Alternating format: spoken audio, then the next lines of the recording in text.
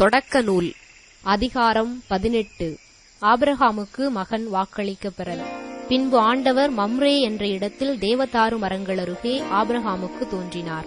பகலில் வெப்பம் மிகுந்த நேரத்தில் ஆபிரகாம் தம் கூடார வாயிலில் அமர்ந்திருக்கையில் கண்களை உயர்த்தி பார்த்தார். 3 மனிதர் தம் அருகில் நிற்க கண்டார். அவர்களைக் கண்டவுடன் அவர்களை சந்திக்க கூடார வாயிலை விட்டு ஓடினார். அவர்கள் முன் தரை மட்டும் தாழ்ந்து வணங்கி அவர்களை நோக்கி, என் தலைவரே, உம் கண்களில் எனக்கு அருள் கிடைத்ததாயின் நீர் உம் அடியானை விட்டு கடந்து போகாதிருப்பீராக. இதோ விரைவில் கொஞ்சம் தண்ணீர் கொண்டு வரட்டும். உங்கள் கால்களை கழுவிய பின் இம்மரத்தடியில் இளைப்பாருங்கள். கொஞ்சம் உணவு கொண்டு வருகிறேன். நீங்கள் புத்துணர்வு பெற்ற பின் பயணத்தை தொடருங்கள். ஏனெனில் உங்கள் அடியானிடமே வந்திருக்கிறீர்கள் என்றார். நீ சொன்னபடியே செய் என்று அவர்கள் பதில் அளித்தார்கள்.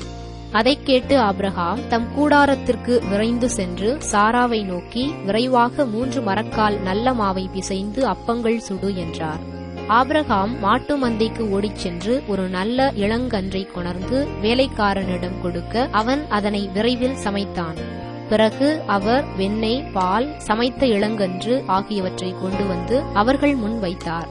அவர்கள் உண்ணும் பொழுது அவர்கள் அருகே மரத்தடியில் நின்று கொண்டிருந்தார். பின்பு அவர்கள் அவரை நோக்கி, உன் மனைவி சாரா எங்கே என்று கேட்க அவர், அதோ கூடாரத்தில் இருக்கிறாள் என்று பதில் கூறினார். அப்பொழுது ஆண்டவர், நான் இளவேனில் காலத்தில் உறுதியாக மீண்டும் உன்னிடம் வருவேன். அப்பொழுது உன் மனைவி சாராவுக்கு ஒரு மகன் பிறந்திருப்பான் என்றார். அவருக்கு பின்புறத்தில் கூடார வாயிலில் சாரா இதை கேட்டுக் கொண்டிருந்தார். ஆபிரகாமும் சாராவும் வயது முதிர்ந்தவர்களாயிருந்தனர். சாராவுக்கு மாதவிடாய் நின்று போயிருந்தது. எனவே சாரா தமக்குள் சிரித்து, நானோ கிழவி, என் தலைவரோ வயது முதிர்ந்தவர், எனக்கா இன்பம் என்றாள். அப்போது ஆண்டவர் ஆபிரகாமை நோக்கி, நான் வயது முதிர்ந்தவளாயிருக்க எனக்கு உண்மையில் பிள்ளை பிறக்குமா என்று சொல்லி சாரா ஏன் இப்படி சிரித்தாள்? ஆண்டவரால் ஆகாதது எதுவும் உண்டோ?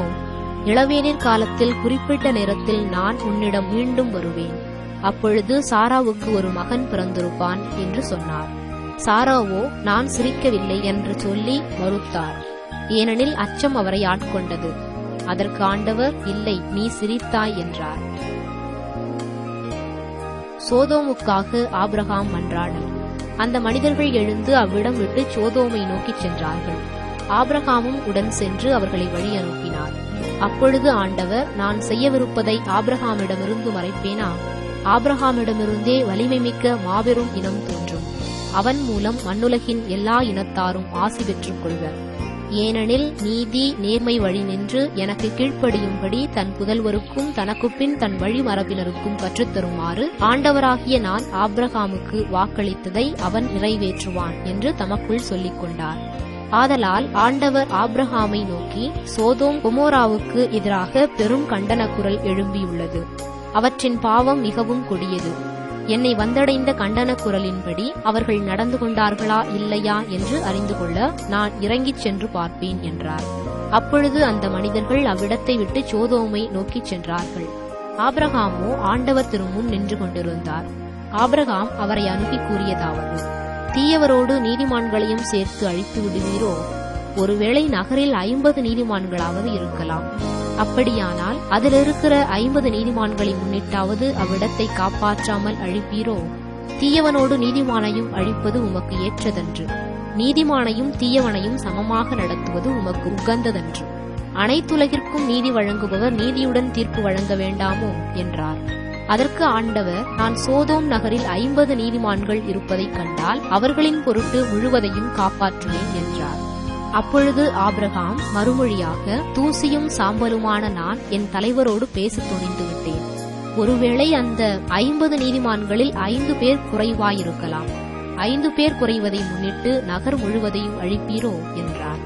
அதற்கு அவர், நான் 45 பேரை அங்கே கண்டால் அழிக்க மாட்டேன் என்றார். மீண்டும் அவர் உரையாடலை தொடர்ந்து, ஒருவேளை அங்கே 40 பேர் மட்டும் காணப்பட்டால் என்ன செய்வீர் என்று கேட்க ஆண்டவர், 40 நீதிமான்களின் பொருட்டு அதனை அழிக்க மாட்டேன் என்றார். அப்பொழுது ஆபிரகாம், என் தலைவரே, நான் இன்னும் பேச வேண்டும், சினமடைய வேண்டாம். ஒருவேளை அங்கே 30 பேரே காணப்பட்டால் என அவரும் 30 பேர் அங்கு காணப்பட்டால் அழிக்க மாட்டேன் என்று பதிலளித்தார். அவர், என் தலைவரே, உம்மோடு அடியேன் பேச துணிந்து விட்டேன். ஒருவேளை அங்கு 20 பேரே காணப்பட்டால் என. அதற்கு அவர், 20 பேரை முன்னிட்டு நான் அழிக்க மாட்டேன் என்றார். அதற்கு அவர், என் தலைவரே, சினமடைய வேண்டாம். இன்னும் ஒரே ஒரு தடவை மட்டும் என்னை பேசவிடும். ஒருவேளை அங்கு 10 பேர் மட்டும் காணப்பட்டால் என. அவர், அந்த 10 பேரை முன்னிட்டு அழிக்க மாட்டேன் என்றார். ஆபிரகாமோடு பேசி முடித்த பின் ஆண்டவர் அவரை விட்டுச் சென்றார். ஆபிரகாமும் தம் இடத்திற்கு திரும்பிச் சென்றார்.